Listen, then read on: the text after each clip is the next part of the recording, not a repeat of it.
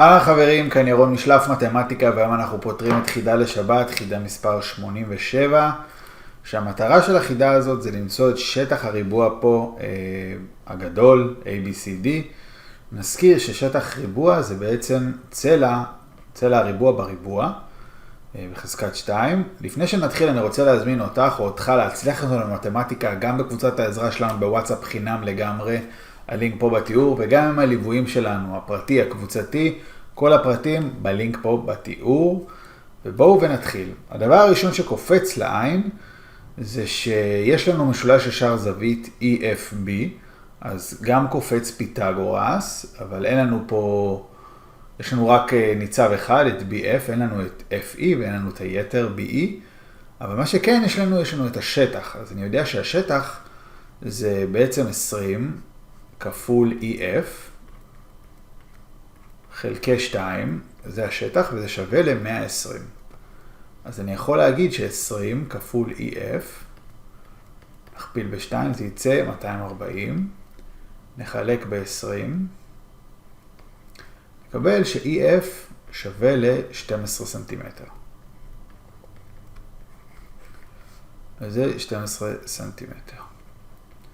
עכשיו בואו ונשחק עם הזוויות. אני יודע שכמובן יש לי כאן 90, כאן 90, נגדיר את זה כאלפא, אז אלפא 90, אז זה יהיה כמובן 90 פחות אלפא, 90 פחות אלפא 90, זה יהיה אלפא, וזה יהיה 90 פחות אלפא. מה אנחנו רואים? אנחנו רואים שיש לנו דמיון משולשים, דמיון בין משולש EDF למשולש FCB. בואו נכתוב את יחסי הצלעות.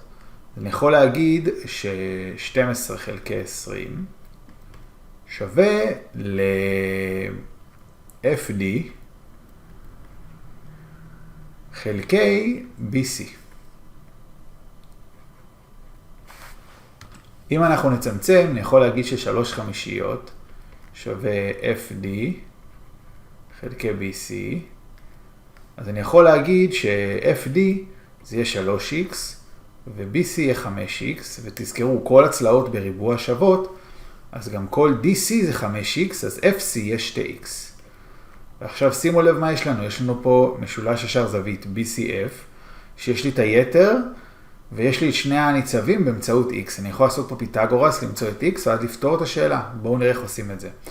5x בסוגריים בריבוע, ועוד 2x בסוגריים בריבוע, שווה ל-20 בריבוע, אז 25x בריבוע ועוד 4x בריבוע, שווה ל-400, זה 20 בריבוע, אז 29x בריבוע שווה ל-400, מכאן נבודד את x בריבוע, x בריבוע זה יהיה